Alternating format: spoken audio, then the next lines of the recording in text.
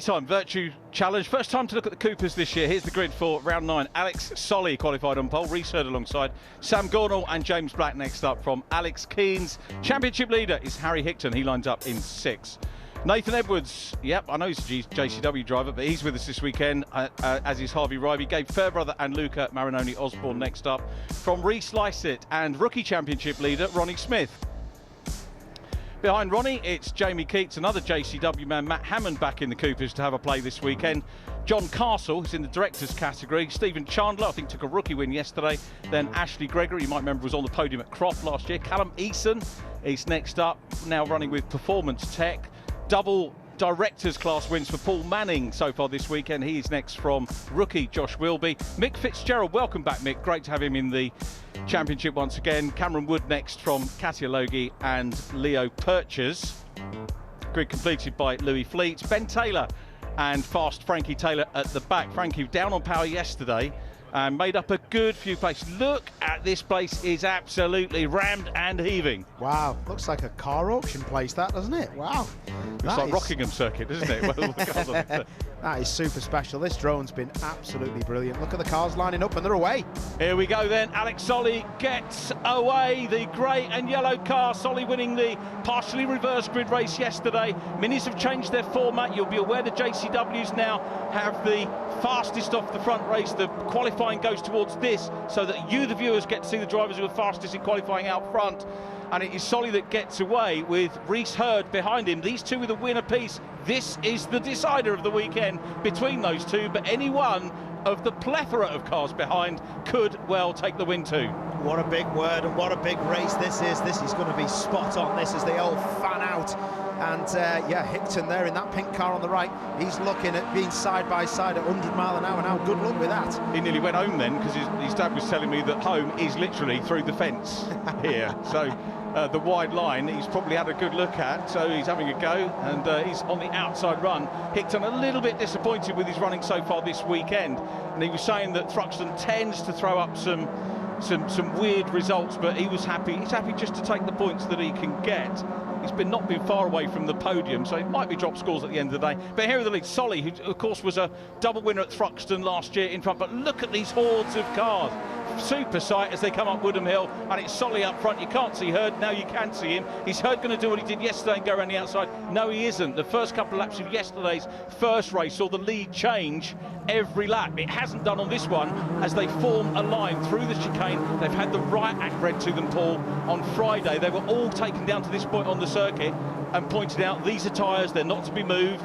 Behave yourselves. Thus far, fingers crossed, touch wood, they have. It's so difficult when you're trying to run side by side and you're blocked in like these three are. It's going through the chicane is difficult in any car, but especially these minis that you take so much power and forward momentum into. But look at this. I love how they all check up. Oh, that's a big lunge.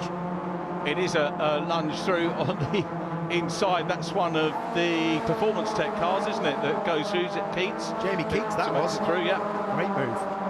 Yeah, Jamie, the only Performance Tech driver who wasn't in the awning when I nipped down to have a quick chat. Actually, there's no such thing as a quick chat, particularly with Mick Fitzgerald, if you've met Mick. But it is a pleasure, I've got to say, Mick. I'm only taking the rise slightly as we get back to the front. Alex Solly and Reese Hurd. This was a cracking race yesterday. She's shaping up nicely again. Here we go then. Reese Hurd was, look at that. Solly knows he's in the tow, and Reese Hurd is now going to be looking to just get as much momentum. He's just got to him too early. He's had to come out the throttle there, but he should be able to pick up more of a tow. Look at that. This is going to be a change of lead, or they're going to be side by side down at the chicane for sure. And look at the rest of them behind. They're all catching up. Yeah, James Black in blue is in 3rd place at the moment, and we've got Keynes in the mix as well. So 5 for the lead. Look at the gap that these guys have pulled out. Stunning stuff.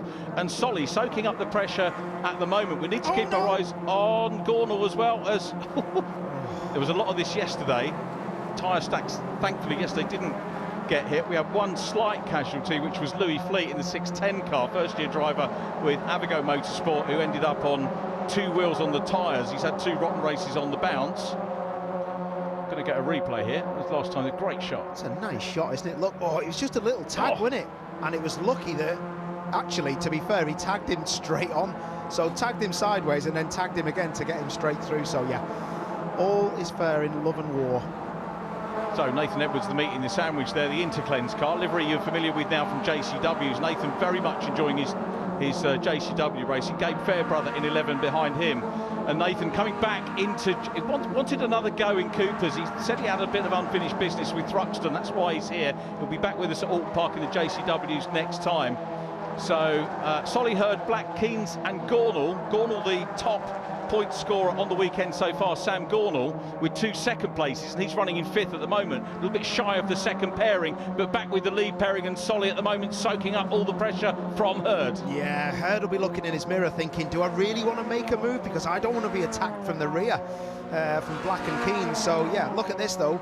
You can see he's got him. Fair play, great move. But look what's happened. Now it's 4 for the lead. That's the thing, isn't it? Brings them all back in. So it's James Black next up. Mick Fitzgerald there, I was talking about him, but not enough. And has a little gyration. He's a late entrant to the championship. Non-championship points because he's late in. Go on, you're going to say something. Little gyration as we see cars hitting they managed to find the tyre stuff, didn't they, eventually? That will be looked at because... So Mick Fitzgerald, you said a little gyration. I would say that was probably the biggest gyration of his life. That was the exit of church. Safety car coming out to recover him. We weren't going to see Mick this year because he had some knee surgery earlier on, hoovering out some cartilage or something tasty like that. If you're enjoying your sandwich at home, that'll go down well with that. I need that doing to my meniscus. Oh wow. Okay. Bits of bread and green. It's like some kind of We're going to see what happened. Oh, we caught the end of it. Did he hit the tyres? Oh, yeah, nasty one. That's a big hit. Yeah. That will have knocked the wind out of him. That's a shame, that is. But yeah, I thought it'd be. It's quite a high-speed exit. That's now Mick's car, by the way, because his brother Brendan, you remember from last year, had the rollover at Donington. Yes, Brendan's racing. I spoke to Brendan on the phone earlier on. Mick comes bowling over in the garage. He said, "My brother's on the phone for you." And I had a quick chat with Brendan. Qualified 4th in the STs over at Mondello Park. So we say well done to him. Here's some action though going on at... I think they just all skittles, wasn't it? There wasn't enough room. It does happen a lot. We've always had this kind of problem down at the chicane, but the safety car, I think, is for that. Yep. It's not for the chicane tyres being moved. They'll probably look at doing that as well, I would have thought. At the same time. But they didn't really get them. They didn't hit them that far out the way, did they? No. Anyway, going back to Mick, I was going to say the story is Mick Fitzgerald, the black car that's parked up there. He was saying that had some knee surgery, wasn't going to race this year. Surgery went better, recovery went well. So his brother said, "Why don't you use my rebuilt car?"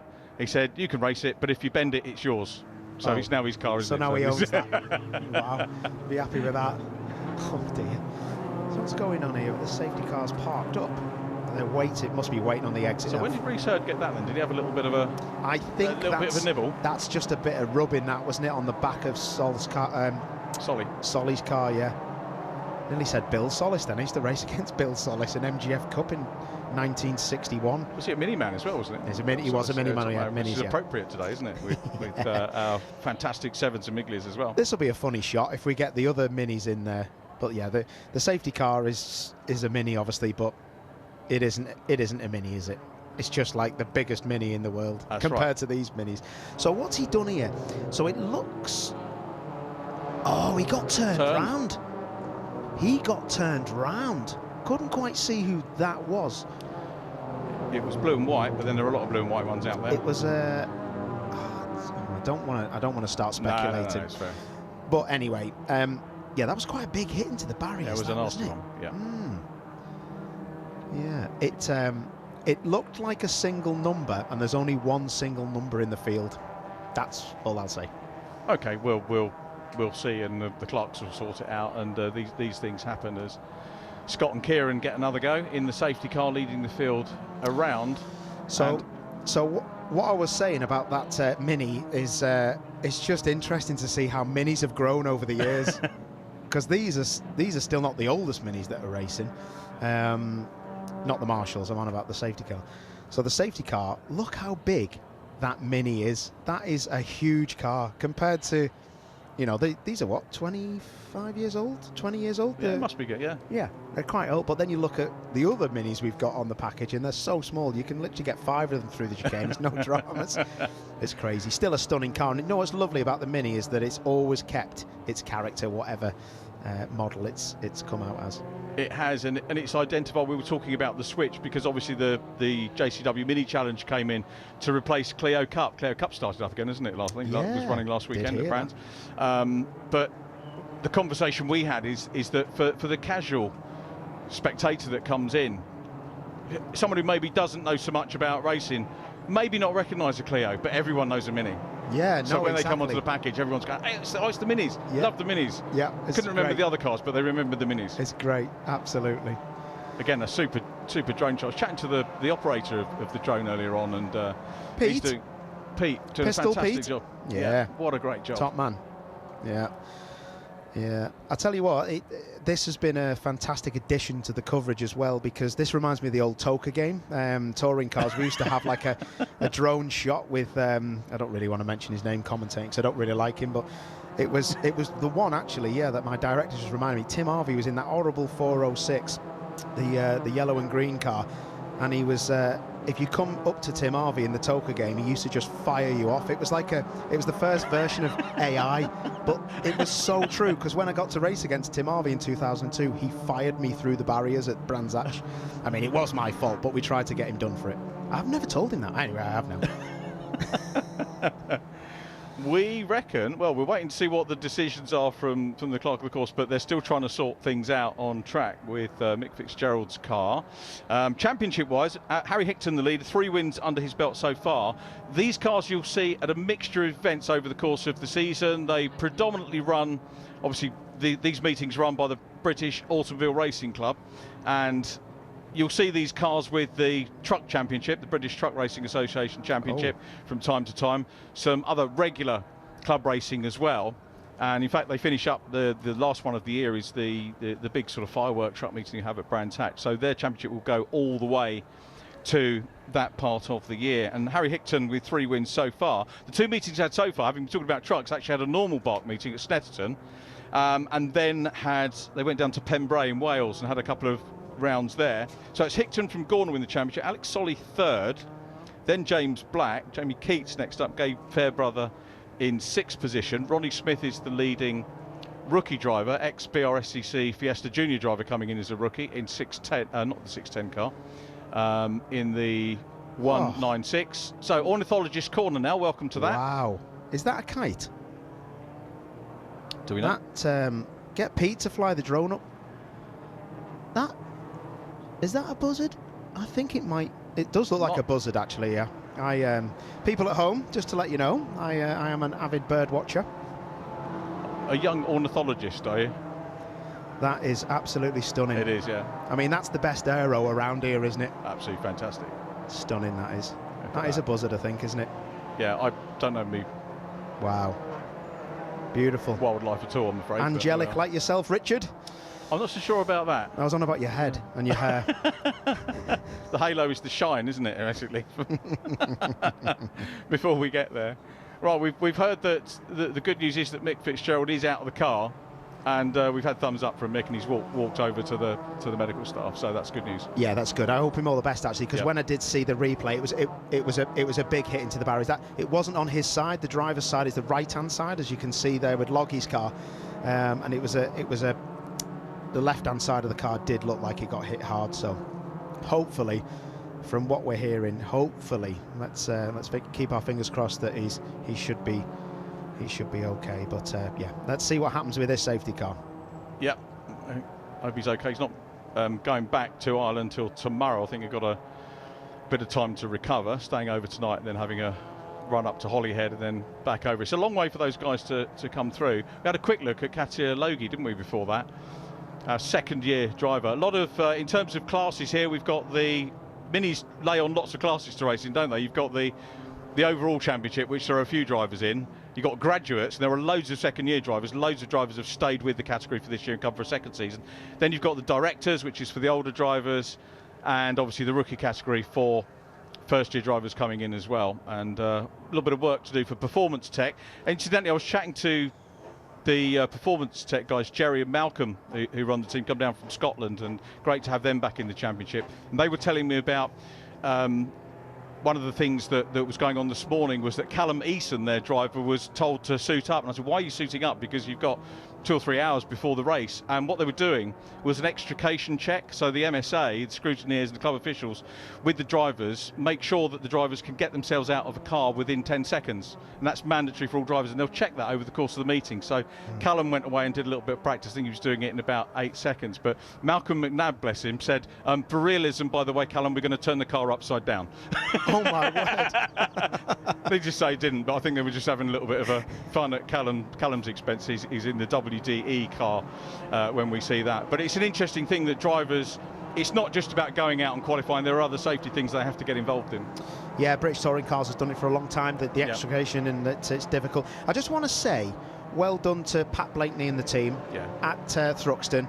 I know Rob Manger, I spoke to him this morning, who's also part of the team with Thruxton. I mean, they'll be well made up with, they rely on people coming to watch racing here. This is fantastic. They've got new owners, Thruxton at the minute, and the great thing I read in the paper yesterday, I think it was, that the new owner was making the right noises, saying, don't worry, race fans, I race and there's no houses going on here, which is a fantastic thing to hear. So long live Thruxton. Yeah, it's the best news, isn't it? You know, and I'll be perfectly honest with you, I didn't know that sales were going through, and it's a worry, wouldn't it be, to lose another facility? Yeah, exactly. It isn't worth thinking about. But the great thing is as well, like I say, the team, there's not a lot of people here at Thruxton compared to an MSV circuit, so they have to do treble the work, and I think it's great. And Pat is just a brilliant guy for the youngsters, and myself, who, you know, we do a lot of coaching. He's always on our side, and Rob Manger as well. So well done to your team, mate. You deserve it, because this is the best I've ever seen this place. Look at it, looks brilliant.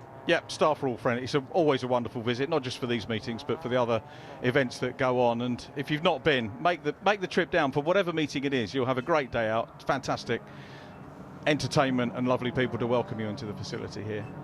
So, Herd and Solly, the great thing is about the safety car, obviously we don't particularly like having the safety cars, but the good news is it's closed everybody up again for the closing stages. You say that, mate. You've got 4 minutes left on the clock and the safety car's coming in.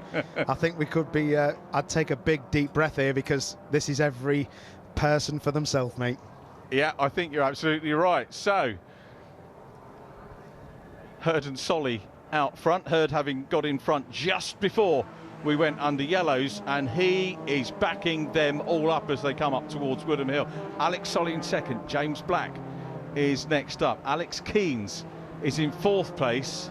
Then it is Sam Gornall, driver who, again, they grow up so fast, don't they? Met him on the Janetta Junior Scholarship, and he was crazy, knee-high to a grasshopper, now towering above everybody with the typical mushroom hair. Here we go with the with the restart. Here, away we go, and it looks like Herd has taken a great restart here. They'll come across the line, pick up the green flag, rest of the field coming through the chicane, but Herd has got the drop. Look at that. This is what he did without the safety car in race number 1 of the weekend yesterday afternoon.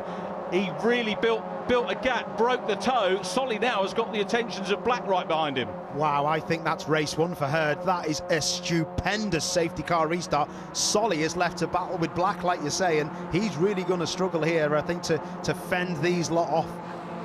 Alex Keynes will be determined to try and close in and get on a potential podium position. Top rookie, let's have a quick look at the other classes. Smith looking to get his first rookie win. Matt Hammond, the top directors category at the moment, won't score points because he's technically a guest or joined the championship too late. We've got a move here. Nathan Edwards about to put the move on the 96 car of Sam Gornall. Nick Shaw on the inside. Luca Marinoni Osborne looking to try and come through as well. Yeah, good stuff there, side by side.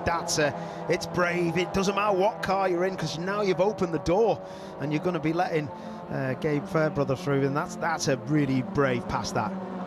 And it's Marinoni Osborne racing with Westbourne. Harry Hickton, championship leader in Team Westbourne, the Colburn's team. And they're running well here, but here comes Solly now having a look, and this is how it played out the early stages of yesterday. Black still back in third place, and Solly potentially might be timing this well. Depends how far into him Black gets on the last tour or so, but this is looking not so bad for Solly at the moment as they cross the line. Surely the winner's going to come from the lead quartet. Nathan Edwards closing up as well. He's up to 6 from Gornall, Gabe Fairbrother. Harvey Ryby in 9th place. Jamie Keats is in 10th. Wow, this is going to be super now. This can be so close. I don't think, as we look at a mid-pack battle here, this is going to be really, really, really close. Like, look at the leader. Herd is now starting to fall into the clutches of the 3 cars behind him with the train. I spoke about Westbourne Motorsport, but at the moment it's Chandler Motorsport man leading the Graves Motorsport machine. There is another Westbourne man, Harry Hickton, looking at the outside run here. Goes to the outside of Jamie Keats. Is he going to be able to do it? Likes the inside run here. Makes up a position. Does Hickton. He's down in 11th place, but this could be drop score territory for him. But if he has to drop that, then he won't have had a bad year. Some respect that, you know, look at this, look at the leaders now as they go through. Some respect going side by side and not pushing your competitor out on the grass. I take my hat off to you, that's spot on that. Yeah, good stuff. Remember, we get to see these cars another 2 times. We get to see them at Donington Park, which I think is actually their next outing. So they've got a good few weeks off. And then we get to see them at Silverstone as well, so we'll see the run towards the championship end. 35 seconds on the clock. Solly thinks about having a look.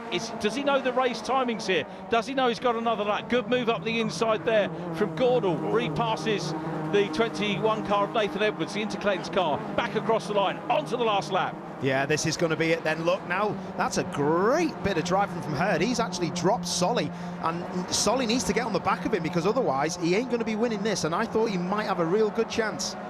I thought he would too, but he's got his mirrors full of blue car as well, but blue car's got green machine in the mirrors, with Keens looking to have a look as well as they come through the complex for the last time. It starts to tighten up a little bit. Is Solly going to get the run, pick up the toe, and maybe get a run up towards Woodham Hill on the last corner? RJN, it is on, mate. I'll tell you that, because look at that car now. That's close, the toe.